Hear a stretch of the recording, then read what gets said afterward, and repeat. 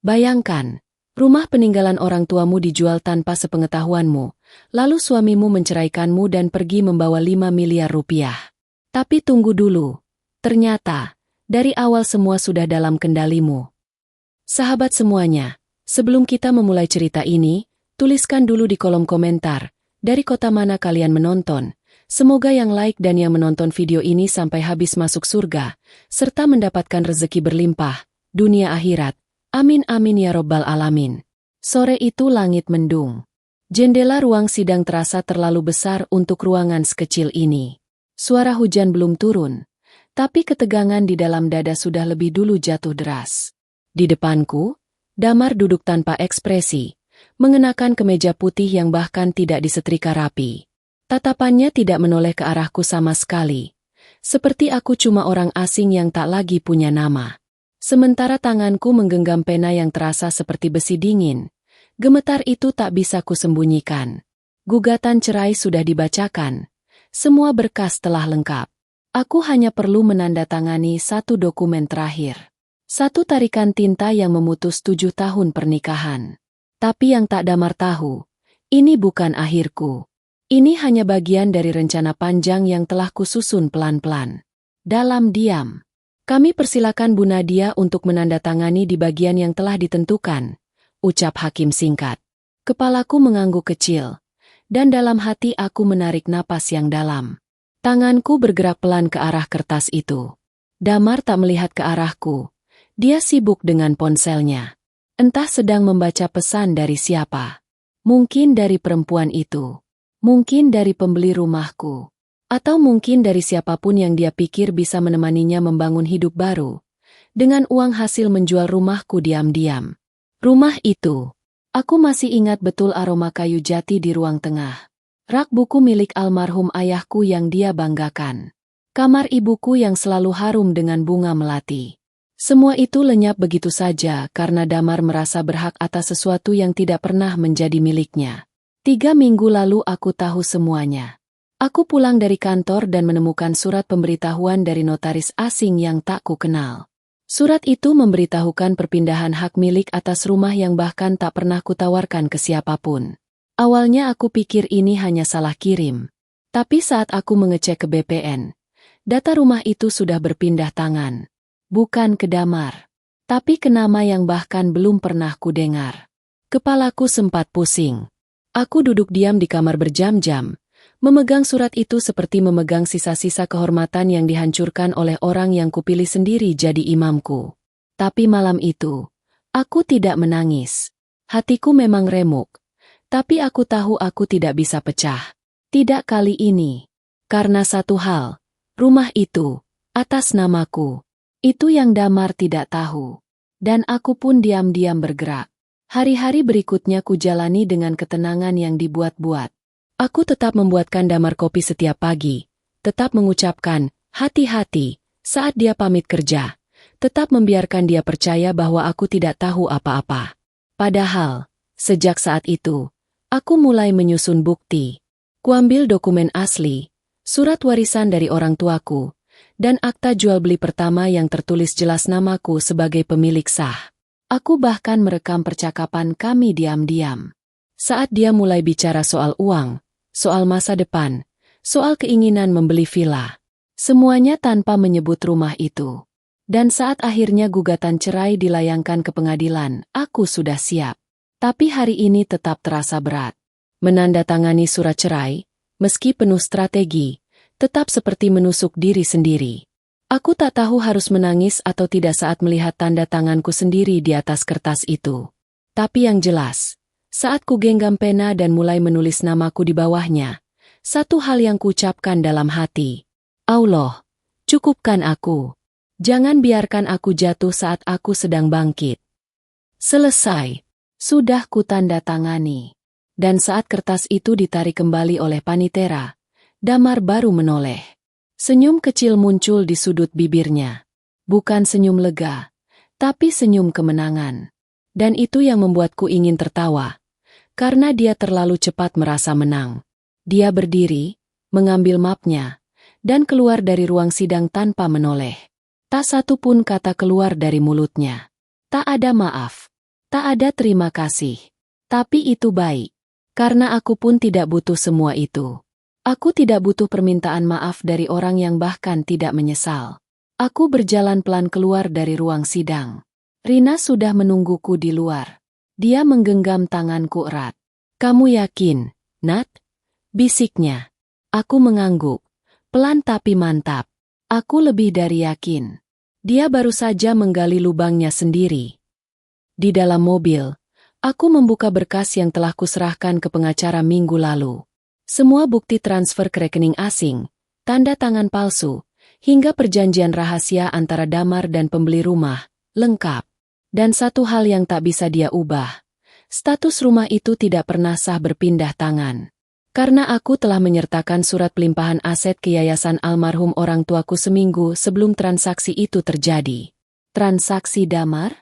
Batal demi hukum. Tapi aku belum akan melapor sekarang. Biarkan dia merasa menang. Biarkan dia menyusun masa depan dari uang haram itu. Karena saat semuanya runtuh nanti, biarlah dia tahu, bukan balas dendam yang aku siapkan, tapi kebenaran. Dan kebenaran tidak bisa dikalahkan. Waktu itu sekitar 6 bulan sebelum surat cerai itu datang. Hidupku masih tampak utuh dari luar. Rumah kami rapi, makan malam selalu tersedia di meja, dan Damar dia masih memelukku setiap pagi sebelum berangkat kerja. Tapi entah kenapa, aku mulai merasa ada sesuatu yang perlahan berubah. Bukan karena kata-katanya kasar. Bukan juga karena perlakuannya yang tiba-tiba dingin. Justru karena dia terlalu baik, tapi kosong. Damar mulai lebih sering menginap di luar kota. Alasannya selalu sama, dinas mendadak. Rapat dengan klien, proyek baru. Tapi aku mengenalnya. Suamiku bukan tipe yang suka pekerjaan di luar kota. Apalagi mendadak. Dia suka rutinitas. Jadwal tetap. Pekerjaan yang bisa diprediksi. Tapi sejak awal tahun itu, semuanya jadi tidak teratur. Setiap kali dia pulang, tasnya tidak pernah terbuka di rumah. Selalu langsung dibawa ke gudang. Katanya biar tidak berantakan. Wajahnya juga berubah. Lebih senang menghindari kontak mata. Lebih sering main ponsel, bahkan saat makan malam. Suatu malam, saat dia tertidur di sofa, aku lihat layar ponselnya masih menyala. Ada notifikasi pesan masuk dari nama yang tidak pernah kudengar sebelumnya. CV Mandiri Abadi. Aneh, apa urusan suamiku dengan CV seperti itu? Bukankah dia bekerja di perusahaan konstruksi? Bukan properti? Aku tidak langsung bertanya. Aku simpan rasa penasaran itu. Tapi sejak malam itu, perasaanku tak pernah bisa tenang. Seperti ada sesuatu yang disembunyikan. Dan aku tahu, aku harus mencari tahu. Seminggu setelahnya, aku memberanikan diri untuk menghubungi Rina, sahabatku sejak kuliah. Dia bekerja di sebuah bank swasta, bagian analis kredit. Aku tahu ini tidak seharusnya. Tapi aku butuh bantuan. Rin, kalau aku kasih kamu nama dan nomor rekening, kamu bisa bantu aku cek, nggak? Aku curiga Damar terlibat sesuatu. Tanyaku hati-hati.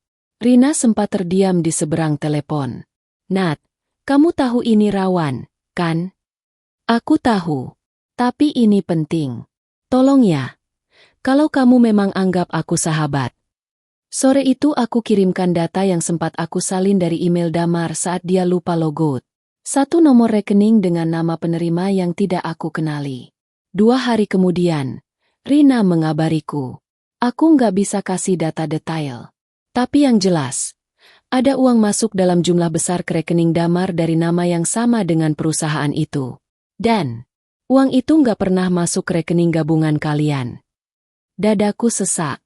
Aku dan Damar memang punya rekening bersama, untuk keperluan rumah tangga.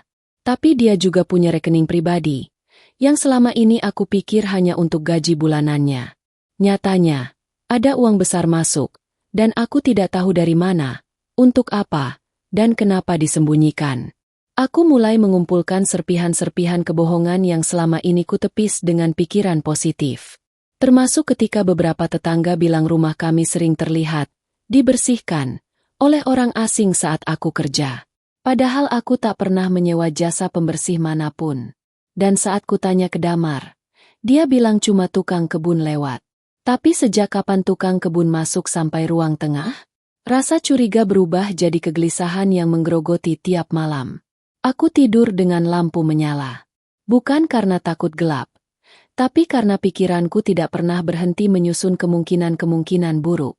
Dan saat Damar pulang suatu malam dengan aroma parfum yang asing, bukan bau sabun hotel, bukan juga bau makanan, aku tahu hatiku tidak salah. Malam itu aku tidak tidur. Aku menunggu sampai dia benar-benar lelap. Lalu aku menyelinap ke garasi, membuka bagasi mobilnya. Dan di sana, aku menemukan sesuatu yang tak pernah kusangka, berkas fotokopi sertifikat rumah. Lengkap dengan materai. Tanda tangan tapi bukan tanda tanganku. Lebih buruk lagi, di bagian nama pemilik, tertulis, Nadia Mardiani. Lengkap, seolah-olah aku yang setuju menjualnya. Tanganku gemetar. Kepalaku berdenyut. Rasanya seperti ditusuk dari belakang oleh orang yang kupeluk setiap malam. Tapi aku tidak menangis. Aku kunci kembali bagasi itu. Kembali ke kamar. Dan seperti biasa, aku hanya diam.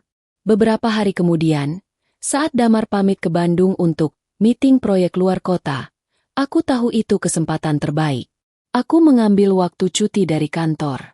Di hari itulah aku pergi ke kantor notaris tempat dokumen itu berasal. Kupura-pura sebagai pihak yang ingin memastikan keaslian berkas. Dan saat mereka menolak memberikan informasi, aku pura-pura pergi. Padahal aku mengintip siapa yang baru keluar dari ruangan notaris. Seorang pria yang selama ini kuanggap teman Damar. Namanya Doni. Dan yang membuatku muak, Doni adalah orang yang pernah makan malam di rumah kami. Yang pernah membawa hadiah ulang tahun untukku. Yang pernah kupercaya sebagai teman baik suami. Tapi hari itu, aku melihatnya tersenyum sambil membawa map coklat berisi sesuatu yang bahkan belum aku tahu isinya. Tapi semuanya menjadi jelas saat aku mengakses kamera CCTV rumah dari ponselku malam itu.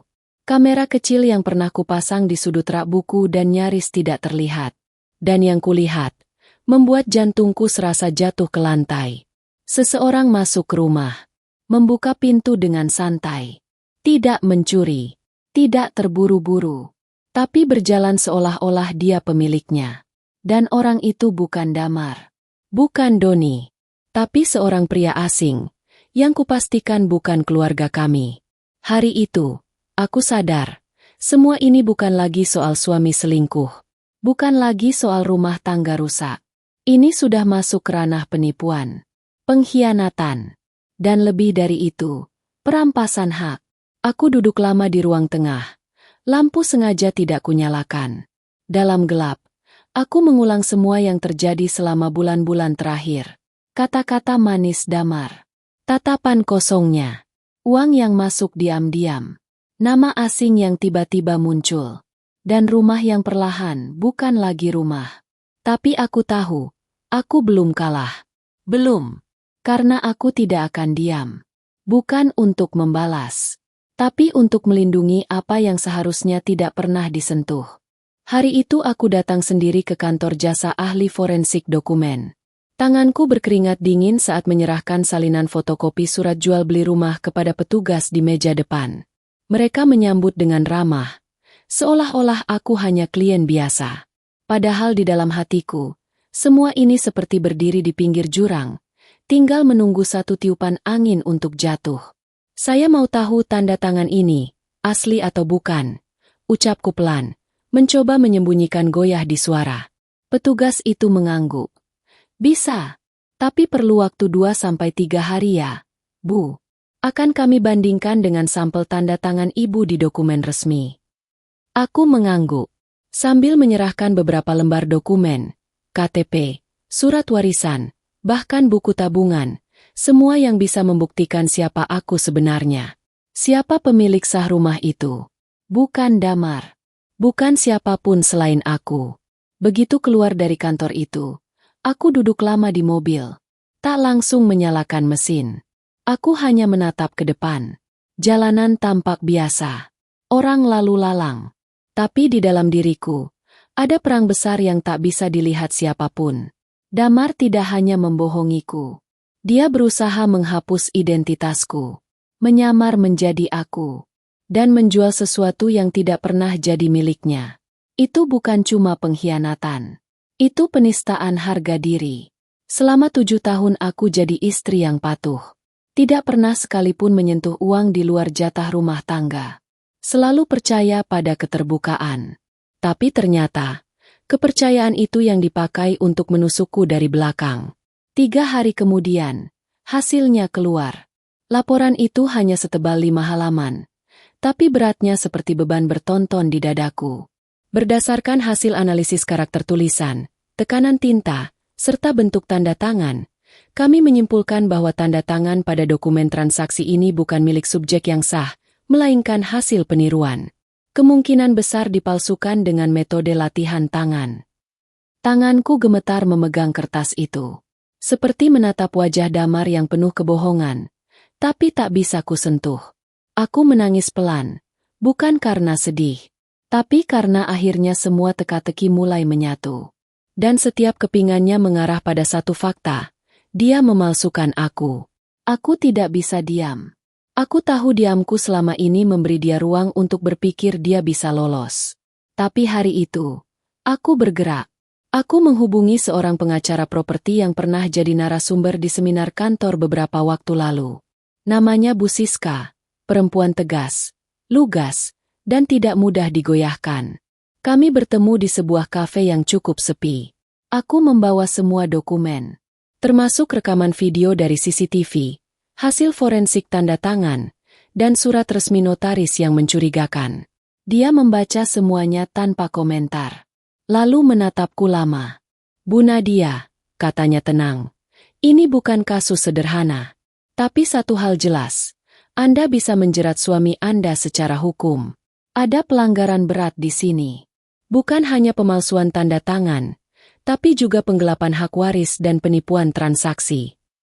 Aku mengangguk, meski hatiku sebenarnya masih belum sepenuhnya kuat. Dan pembeli rumah itu, lanjutnya, jika terbukti tahu bahwa sertifikat dipalsukan, dia juga bisa dijerat. Kalau tidak tahu, dia akan jadi saksi penting. Aku menatapnya.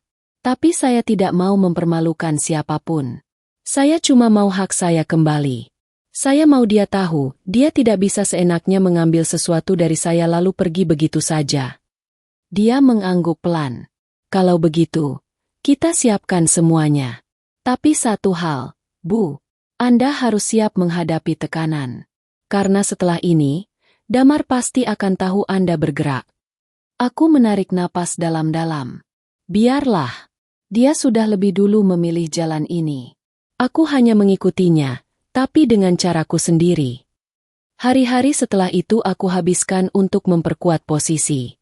Aku meminta bank mengirimkan data mutasi rekening rumah bersama. Aku kumpulkan bukti bahwa tidak ada dana masuk dari hasil penjualan ke rekening kami. Semua masuk ke rekening pribadi Damar. Bahkan sebagian besar langsung dipindahkan ke rekening luar negeri atas nama perusahaan palsu. Rina membantuku memverifikasi kebenaran nama perusahaan itu. Hasilnya mengagetkan. CV Mandiri Abadi tidak pernah terdaftar resmi di sistem legal perusahaan. Nama itu hanya dipakai untuk menyamarkan transaksi. Ini sudah dirancang sejak lama, Nat. Kata Rina di kantor bank, pelan. Kayaknya dia mulai jalankan ini sejak awal tahun. Tapi baru berani eksekusi sekarang. Kamu kuat.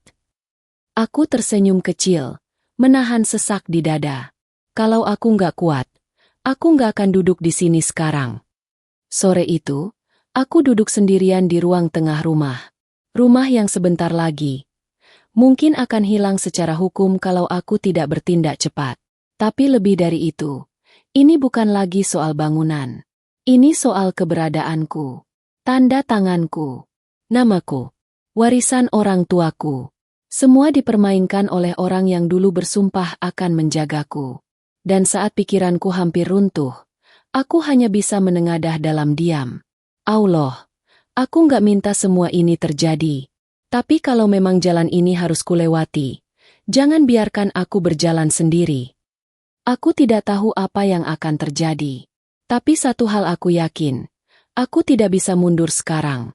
Karena ini bukan tentang membalas Damar. Ini tentang membela diriku sendiri. Mulai hari itu, aku berhenti jadi diriku yang dulu. Nadia yang polos, terbuka, dan selalu percaya pada suaminya, telah kutinggal di belakang. Yang tersisa sekarang adalah seseorang yang harus belajar tenang dalam badai, tersenyum di atas luka, dan bicara manis kepada orang yang diam-diam ingin merampas semuanya. Karena jika Damar ingin mainkan peran, maka aku juga bisa. Tapi peranku bukan sebagai korban, melainkan lawan main yang tahu arah cerita, tapi pura-pura tidak tahu. Aku mulai dengan hal kecil. Menjaga rutinitas seperti biasa. Bangun pagi sebelum dia, menyiapkan sarapan, menyalakan air hangat untuk mandi. Aku masih menyebut namanya dengan lembut, masih bertanya bagaimana hari kerjanya, masih memeluknya saat dia terlihat lelah. Tapi mataku tak pernah lagi melihatnya dengan kagum. Yang kulihat sekarang adalah musuh di balik selimut. Seseorang yang harus kuamati geraknya setiap waktu. Damar, yang terbiasa dengan istrinya yang jinak, mulai lengah. Dia merasa aku tidak tahu apa-apa. Dia merasa semua rencananya berjalan mulus. Bahkan ia mulai lebih sering meninggalkan dokumen terbuka di ruang tamu. Kadang file di laptopnya lupa ditutup. Aku tidak pernah bertanya. Tapi setiap informasi itu, kuhafalkan. Kucat. Ku mulai membangun puzzle kebenaran dari kebodohannya sendiri. Suatu malam, saat dia pulang larut dan bilang proyek di Bandung kacau, aku duduk menunggunya sambil tersenyum. Kumasakkan makanan kesukaannya, nasi goreng kambing. Dia makan dengan lahap, sementara aku duduk di depannya, menatap wajahnya tanpa bicara banyak. Dia cerita soal investor baru, yang katanya akan mengubah hidup kami. Aku nggak bisa cerita banyak dulu, ya, katanya sambil tersenyum bangga. Tapi kamu akan lihat nanti. Semua pengorbananku ini, buat kita kok. Kata, kita, keluar begitu ringan dari mulutnya. Padahal aku tahu, uang itu tak pernah ditujukan untuk kami. Itu uang untuk hidup barunya. Entah dengan siapa. Mungkin dengan wanita yang sudah dia siapkan untuk menggantikan posisiku. Mungkin untuk rumah baru, mobil baru, dan kehidupan yang tak ada aku di dalamnya. Tapi aku tetap tersenyum. Kamu hebat, Mas. Aku bangga. Kalimat itu seperti racun manis yang kutaruh di telinganya. Dan dia menelannya bulat-bulat. Beberapa minggu kemudian, surat gugatan cerai itu datang. Dikemas rapi, dikirim via kurir resmi, seolah-olah itu bukan keputusan berat, tapi hanya formalitas. Damar tak pernah membicarakannya lebih dulu. Tak ada diskusi. Tak ada penjelasan. Dia pulang malam itu seperti biasa. Duduk di sofa, menyalakan TV, lalu berkata sambil lalu. Kamu udah nerima suratnya, kan? Aku menoleh pelan. Sudah. Maaf ya, aku nggak bisa terus kayak gini. Kita terlalu beda, Nat. Alasannya? Terlalu beda. Setelah 7 tahun menikah, alasan itu terdengar seperti lelucon. Tapi aku tidak tertawa. Aku juga tidak menangis. Yang kulakukan hanya satu, mengangguk. Kalau itu yang terbaik, aku ikhlas. Damar terlihat lega. Mungkin dia berharap aku akan berteriak, menangis, atau memohon. Tapi tidak, aku hanya diam.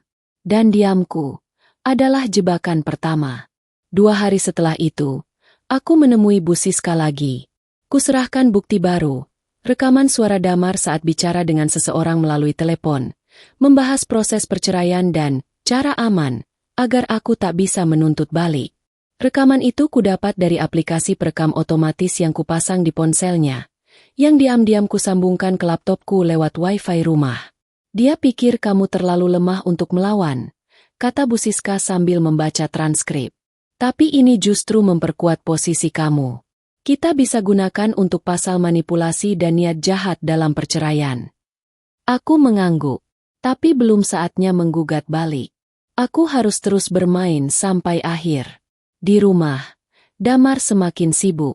Beberapa kali dia menerima tamu asing, katanya orang dari perusahaan. Aku tidak bertanya, tapi aku menyiapkan camilan, menyapa sopan, dan memastikan mereka merasa diterima. Yang mereka tidak tahu, setiap pembicaraan mereka kudengar dari lubang kecil yang mengarah ke dapur. Dan setiap nama, tanggal, angka yang mereka sebut, kutulis. Setiap rencana mereka untuk menjual rumah itu secepatnya, sebelum sidang perceraian, semuanya terekam jelas dalam catatanku. Damar semakin percaya diri. Ia bahkan sempat berseloroh. Kalau nanti rumah ini laku, aku masih mau bantu kamu kok, Nat. Setidaknya kamu bisa tinggal di kontrakan yang aman. Kalimat itu menusuk. Tapi aku tersenyum. Iya, Mas. Makasih ya, baik banget. Hari demi hari berlalu. Aku terus menjaga peran. Seperti aktris di atas panggung yang tahu kapan harus menangis, kapan harus tersenyum, dan kapan harus diam. Tapi saat malam tiba, ketika semua lampu padam, aku kembali jadi diriku sendiri, seorang istri yang dihancurkan dari dalam. Kupeluk bantal erat-erat, berharap bisa menangis tanpa suara. Dan saat rasa sesak itu mulai tak tertahan, aku menatap langit-langit kamar dan berbisik pelan. Allah, jangan biarkan aku berhenti sebelum semuanya selesai. Jangan biarkan aku goyah saat aku hampir sampai. Karena aku tahu, waktu untuk membuka semua belum tiba. Tapi saat tiba waktunya nanti, aku ingin berdiri tegak, bukan sebagai perempuan yang tersakiti, tapi sebagai perempuan yang tahu kapan harus menunduk, dan kapan harus melangkah maju. Wajahnya terlihat begitu puas saat dia menarik koper keluar rumah. Dengan langkah ringan, Damar menyusuri teras sambil menyapa tetangga yang lewat. Aku berdiri di ambang pintu. Senyum di wajahku tak pernah lebih palsu dari hari itu. Jangan lupa makan, ya, ucapnya ringan. Seolah tidak baru saja menyerahkan berkas perceraian seminggu sebelumnya. Aku mengangguk kecil. Hati-hati di jalan, Mas. Damar berlalu, masuk ke mobilnya, dan menghilang di balik tikungan. Tapi aku tahu kemana dia akan pergi. Hotel bintang 5 di kawasan pinggir kota, tempat dia biasa beristirahat, setiap kali urusannya dianggap selesai. Tapi yang tak dia tahu, kali ini, dia bukan satu-satunya yang menyiapkan kejutan. Aku duduk di depan laptop. Satu folder khusus berisi rekaman, salinan transaksi, bukti dokumen palsu, dan jejak komunikasi rahasia Damar. Semua sudah kukumpulkan berbulan-bulan. Tapi malam itu, aku membuka folder lain, berisi foto dan data seorang wanita muda bernama Anya. Dia bukan wanita biasa. Bukan simpanan Damar. Meski Damar berpikir begitu. Anya adalah bagian dari rencanaku. Seorang investigator swasta, profesional, dan sangat bisa menyamar. Aku merekrutnya lewat pengacara Bu Siska. Setelah konsultasi panjang dan pertimbangan matang. Tugasnya jelas. Dekati Damar, kumpulkan pengakuan, dan bawa aku pada bukti yang tidak bisa dibantah. 2 hari setelah Damar menginap di hotel, Anya menghubungiku. Suaranya tenang, profesional. Tapi aku bisa menangkap ada urgensi dalam nada bicaranya. Bu Nadia, saya sudah dapatkan semua yang dibutuhkan. Tapi saya rasa, Anda perlu dengar sendiri. Kami bertemu di sebuah ruang kerja sewaan yang aman. Di sana, Anya menunjukkan rekaman suara dari alat kecil yang disembunyikan di jam tangannya. Suaranya jelas. Damar terdengar tertawa. Percakapannya mengiris hati. Anya, kalau rumah itu sudah cair semua, aku tinggal cabut aja. Dia pikir itu rumah warisan. Padahal udah lama aku akalin. Lagian, dia nggak ngerti main dokumen. Terus kalau dia tahu, Mas? Nggak bakal. Aku udah jaga semua celah. Lagi pula, dia bukan tipe yang bisa ngelawan. Lihat aja, dia tanda tangan surat cerai dengan senyum. Lalu tawa mereka terdengar. Bukan tawa bahagia, tapi tawa yang merendahkan. Seketika itu juga, tanganku mengepal. Nafasku naik turun. Tapi aku menahan semuanya. Karena amarah tidak bisa jadi senjata. Yang kubutuhkan sekarang hanya satu. Waktu yang tepat. Anya juga menunjukkan foto-foto. Damar membawa koper besar ke hotel. Bertemu dengan seseorang di lobi yang tidak tercatat sebagai tamu. Mereka berbicara singkat. Lalu bertukar map. Diduga kuat. Itu dokumen transaksi penjualan terakhir. Dan pria itu adalah rekan dari pembeli rumah.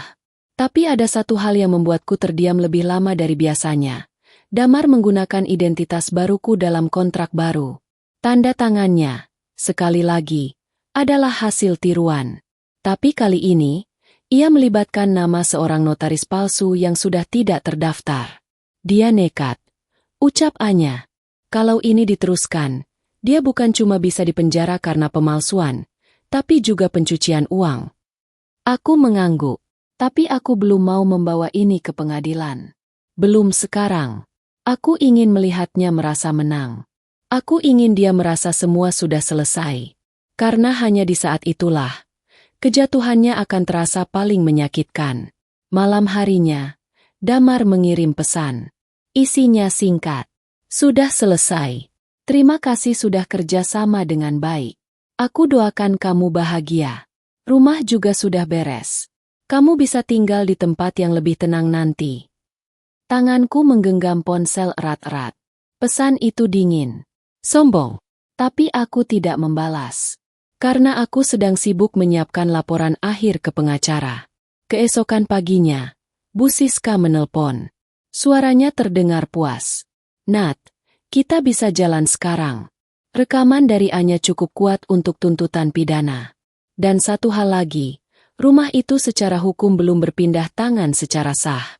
Karena kamu telah mendaftarkannya atas nama yayasan orang tuamu, seminggu sebelum dokumen palsunya masuk sistem. Aku menarik napas panjang. Jadi akhirnya, titik balik itu datang juga.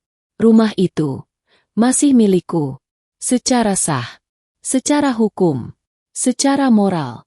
Yang dilakukan Damar selama ini hanyalah jual beli semu dengan dasar pemalsuan. Dan uang 5 miliar yang dia banggakan itu akan berbalik jadi jerat lehernya sendiri. Sore itu, Anya kembali ke hotel. Tapi kali ini, dengan tim pengacara dan aparat yang sudah disiapkan. Mereka mengawasi dari kejauhan. Dan saat Damar turun ke lobi dengan wajah santai, mengenakan kemeja linen putih dan celana kain mahal, seseorang mendekatinya dan menyodorkan surat panggilan hukum. Damar kaget. Mulutnya terbuka, mencoba mencari alasan. Tapi semuanya sudah terlambat. Semua bukti sudah terkumpul. Semua jejak sudah tertelusuri. Aku tidak ada di sana. Tapi rekaman kejadian itu dikirim ke ponselku. Dan saat ku tonton, aku tidak merasakan senang. Tidak ada rasa puas. Yang ada hanya diam. Bukan karena aku tak punya rasa. Tapi karena aku sudah tak punya harapan apapun darinya. Damar telah selesai dalam hidupku. Dan yang dia hancurkan, bukan cuma kepercayaan, tapi kehormatan yang selama ini kujaga sebagai seorang istri. Malam itu aku sujud lebih lama dari biasanya. Tidak ada air mata, hanya rasa lelah yang kutitipkan dalam doa. Allah, aku tidak bangga karena menang. Aku hanya bersyukur karena kau tidak meninggalkanku. Dan dari tempat itu, aku tahu, perjuanganku belum selesai. Tapi untuk pertama kalinya dalam waktu yang lama, aku merasa tenang. Karena musuh terbesarku sudah bukan siapa-siapa lagi. Pagi itu, aku berdiri di depan gedung pengadilan dengan langkah pasti. Matahari belum terlalu tinggi, tapi hatiku sudah penuh nyala. Ini bukan lagi soal rumah. Bukan lagi soal Damar. Ini tentang harga diri yang selama ini diinjak diam-diam. Dan hari ini, aku bangkit. Bukan dengan kemarahan, tapi dengan kekuatan yang tidak bisa dia hindari. Bu Siska berdiri di sampingku, membawa map tebal berisi semua berkas gugatan. Hari ini kita bukan hanya melawan pernikahan yang dikhianati, Nat, katanya pelan. Kita sedang meluruskan hak yang sengaja dipelintir demi kepentingan pribadi. Aku mengangguk, dan untuk pertama kalinya sejak semua ini dimulai, aku merasa siap. Bukan sebagai perempuan yang tersakiti, tapi sebagai perempuan yang tahu apa yang pantas dia perjuangkan. Gugatanku diajukan secara resmi ke pengadilan negeri. Gugatan balik atas penipuan, pemalsuan tanda tangan, penggelapan hak waris, serta pencemaran nama baik. Di atas kertas, semuanya sudah rapi. Tapi di dalam ruang sidang, suasananya tidak pernah sesederhana itu. Damar datang dengan pengacara baru. Wajahnya terlihat lebih tirus dari biasanya. Mungkin karena tekanan, atau mungkin karena dia mulai sadar. Semua yang dia bangun dengan kebohongan, sedang pelan-pelan runtuh. Dia duduk tanpa bicara. Tatapannya tak lagi tajam, tapi kabur. Tapi aku tidak peduli. Karena hari itu, semua fakta mulai dibacakan. Satu persatu. Pertama, tentang dokumen rumah. Disorot oleh hakim. Bukti bahwa sertifikat sudah dialihkan ke yayasan atas nama orang tuaku sebelum Damar melakukan transaksi ilegal. Artinya, rumah itu secara sah tak lagi bisa diperjualbelikan atas namaku, apalagi tanpa persetujuanku. Jadi, pihak tergugat telah menjual properti yang bukan miliknya, tanya hakim. Bu Siska berdiri. Benar, Yang Mulia.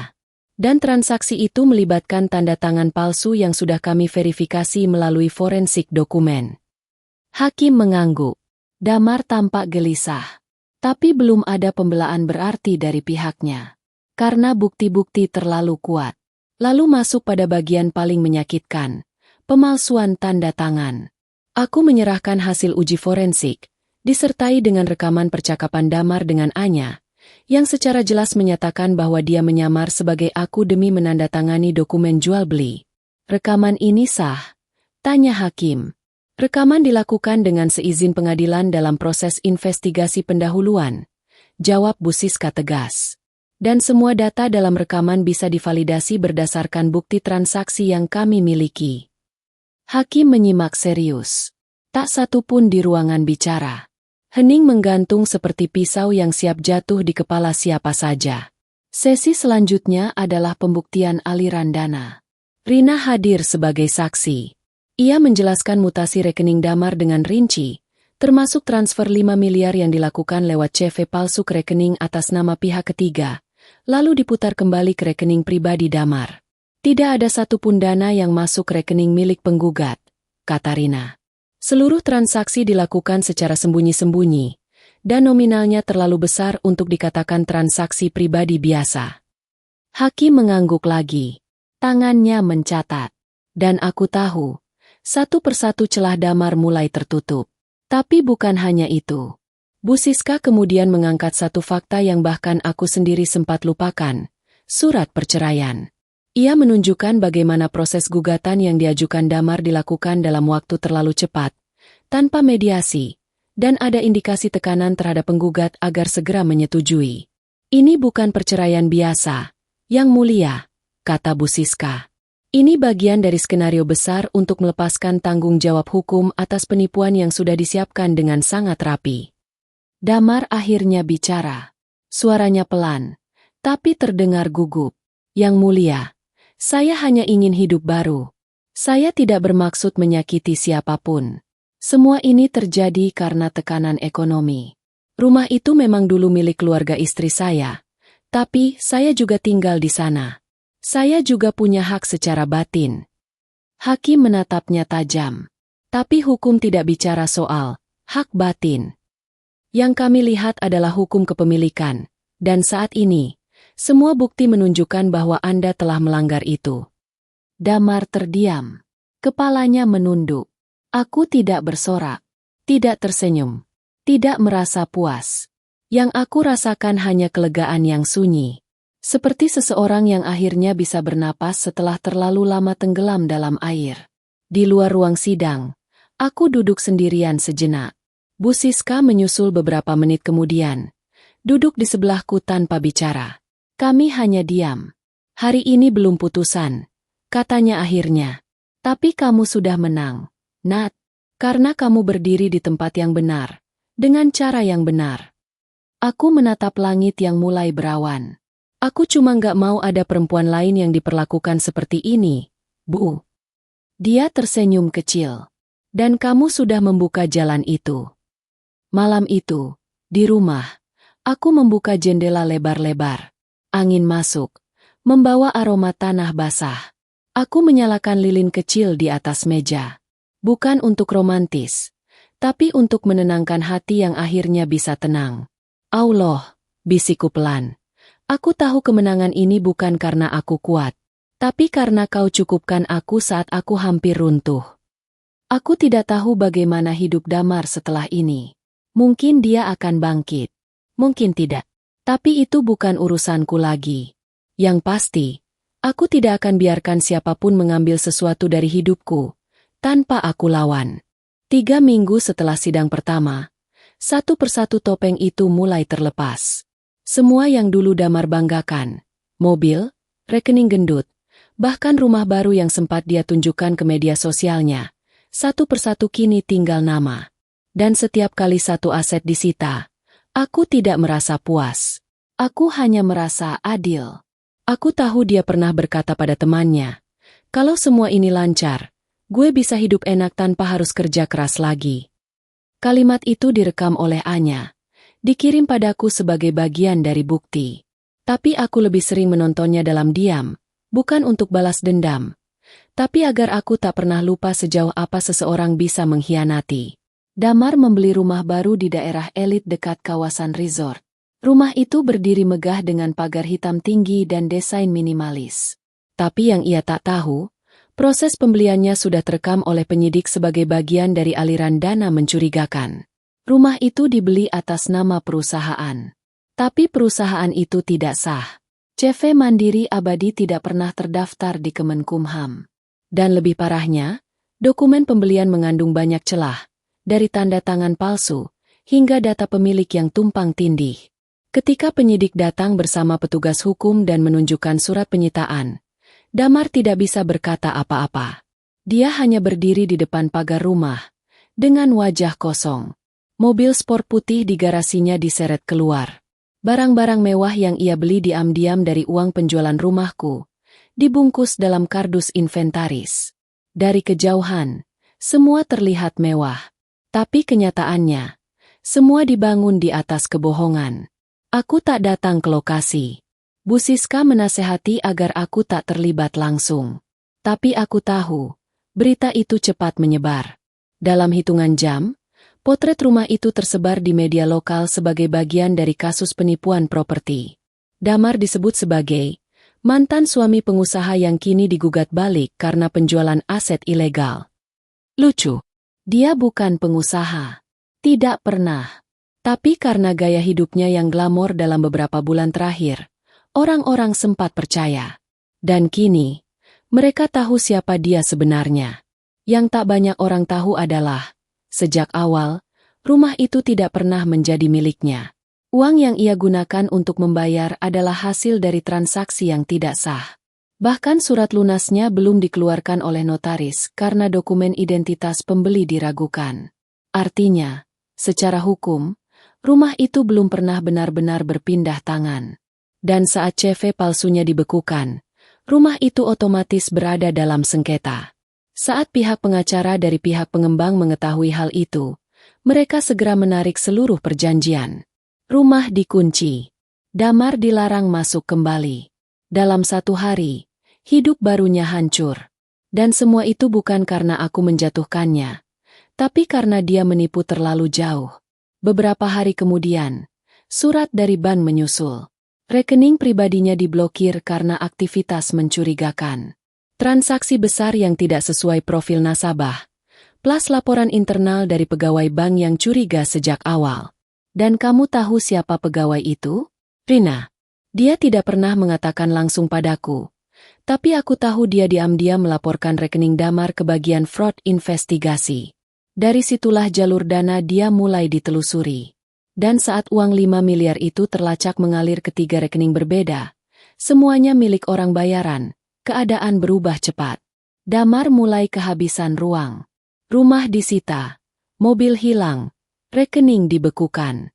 Bahkan beberapa properti kecil yang ia sembunyikan atas nama saudara jauh ikut terlacak. Dan ironisnya, saat semuanya mulai runtuh, dia mencoba menghubungiku. Pesan pertama datang pagi hari. Nat, aku tahu semua ini salah. Aku cuma mau bicara. Boleh enggak? Sekali aja. Aku bingung harus gimana. Lalu pesan kedua. Aku enggak minta apa-apa. Aku cuma mau minta maaf. Akunsel. Aku membacanya sambil duduk di ruang tamu, Tempat di mana dulu dia sering bersantai seolah rumah ini miliknya. Dan kini, rumah ini kembali tenang. Tak ada suara sepatu kulit mahal. Tak ada ponsel berdering tengah malam. Tak ada senyum palsu. Yang ada hanya aku dan suara detak jam dinding. Aku tidak membalas pesannya. Bukan karena aku membenci. Tapi karena aku tidak mau lagi memberi ruang untuk orang yang sudah berulang kali menjadikan aku sasaran kelemahan. Aku sudah memilih jalanku. Bukan membalas, tapi menyelamatkan diriku sendiri. Bu Siska menghubungiku sore harinya. Ada berita terbaru. Satu pihak yang dulu diajak kerjasama oleh Damar untuk menyamarkan transaksi bersedia jadi saksi. Pria itu datang ke kantor pengacara dan mengatakan bahwa Damar menjanjikan uang pelicin agar rumah cepat berpindah tangan. Dia menyerahkan email dan pesan yang membuktikan bahwa Damar bahkan mengajaknya memalsukan dokumen tambahan. Saya mau bersih. Saya nggak mau ikut tenggelam, kata pria itu. Damar ditinggal sendiri. Dan dari semua bukti itu, satu kesimpulan muncul. Semua yang dia miliki, bahkan sebelum dia menjual rumahku, bukan miliknya sepenuhnya. Semua dibangun dari skenario licik yang sudah ia rancang jauh-jauh hari. Tapi satu hal yang dia lupa, kebenaran bisa disembunyikan, tapi tidak bisa dihilangkan. Malam itu aku kembali duduk di teras. Sendirian. Hujan baru saja reda, dan tanah masih mengeluarkan bau yang basah. Aku memejamkan mata sebentar. Allah, terima kasih. Bukan karena dia hancur, tapi karena aku nggak hancur. Karena kau jaga aku saat aku paling ingin menyerah. Aku tahu perjalananku belum selesai. Tapi malam itu, untuk pertama kalinya, aku bisa duduk tenang. Karena semua yang dulu dicuri dariku, kini telah kembali. Bukan hanya rumah, tapi juga keyakinan bahwa aku layak diperjuangkan. Bahkan oleh diriku sendiri. Putusan akhir dibacakan di ruang sidang yang sama, tempat aku dulu menandatangani surat cerai dengan tangan gemetar. Bedanya, kali ini aku datang bukan sebagai istri yang ditinggalkan. Bukan sebagai korban yang dihancurkan diam-diam. Aku datang sebagai seseorang yang berhasil berdiri setelah dijatuhkan. Damar duduk beberapa meter dariku. Wajahnya pucat, matanya sayu.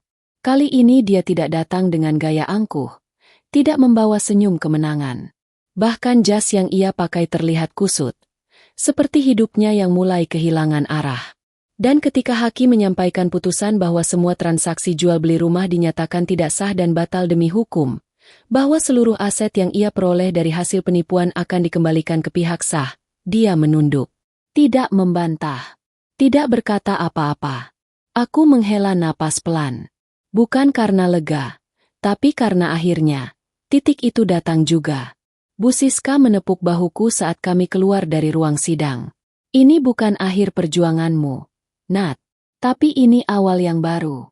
Sekarang kamu bisa mulai lagi, dengan nama yang tetap utuh, hak yang kembali ke tanganmu, dan yang paling penting, kamu nggak kehilangan dirimu sendiri. Aku tersenyum tipis. Aku tahu, benar apa yang ia katakan. Semua ini bukan tentang menang atau kalah, tapi tentang mempertahankan siapa diriku saat semuanya dicoba untuk dirampas. Dan hari itu, aku tahu, aku berhasil menjaga itu. Beberapa hari setelah sidang, aku kembali ke rumah orang tuaku. Rumah yang sempat dijual tanpa izin. Rumah yang hampir saja hilang dari tanganku. Aku berdiri di depan pintunya cukup lama sebelum memutar kunci. Ketika pintu itu terbuka, bau kayu tua menyambutku. Dindingnya masih sama, sedikit retak di sisi jendela, dan rak buku ayah masih berdiri tegak, meski debunya sudah tebal. Aku menyentuh rak itu pelan, seolah menyapa masa lalu yang pernah nyaris direbut dariku. Sudah selesai, Yah, bisikku. Rumah ini tetap di sini. Dan aku juga. Langit sore waktu itu berwarna jingga lembut. Dan entah kenapa, udara terasa lebih hangat. Mungkin karena kali ini aku tidak membawa rasa takut, tidak membawa beban, dan tidak menyimpan dendam. Suatu malam, Rina datang ke rumah. Kami duduk di teras, meminum teh jahe yang aromanya menenangkan. Kamu tahu, Nat, katanya sambil menatap langit. Aku pikir kamu bakal jatuh. Tapi ternyata, kamu justru lebih kuat dari yang aku kira. Aku tertawa pelan. Aku juga nggak tahu aku bisa sampai sini, Rin. Tapi kalau bukan karena kamu, Bu Siska, dan orang-orang yang percaya aku masih bisa bangkit, mungkin aku udah hilang dari awal. Rina tersenyum. Tapi kamu juga yang milih untuk bangkit. Kamu yang mutusin buat lawan balik. Kamu yang berdiri waktu kamu bisa aja tinggal diam. Aku tidak menjawab. Tapi di dalam hati, aku tahu itu benar. Banyak orang memilih diam karena takut ribut. Banyak yang mengalah karena merasa tak punya daya. Tapi aku tidak ingin kehilangan semuanya hanya karena aku perempuan. Aku tidak ingin warisan orang tuaku hilang hanya karena aku terlalu takut untuk melawan. Dan aku tidak ingin membiarkan orang lain mengambil keputusan untuk hidupku tanpa aku bicara. Beberapa minggu setelah putusan, kabar tentang Damar tak lagi terdengar ramai. Ia dikabarkan keluar dari rumah kontrakan yang ia tinggali, berpindah-pindah, dan mulai menjual barang-barang pribadinya secara online. Ia tidak dipenjara, karena sebagian besar tuntutan pidana diganti dengan ganti rugi dan sanksi sosial. Tapi ia kehilangan reputasi, harta, dan relasi. Dan yang lebih menyakitkan dari hukuman, adalah ketika tak ada lagi yang percaya padamu. Aku, di sisi lain, mulai membangun ulang hidupku. Bukan dari kemewahan, tapi dari ketenangan. Aku menjual sebagian kecil asetku yang lama, atas namaku sendiri, dan membeli rumah kecil di pinggiran kota. Rumah 1 lantai, dengan halaman kecil dan ruang baca yang menghadap matahari pagi. Di sana, aku menanam melati, bunga kesukaan ibuku. Setiap pagi, aku siram tanaman itu sambil duduk membaca buku. Kadang Rina datang.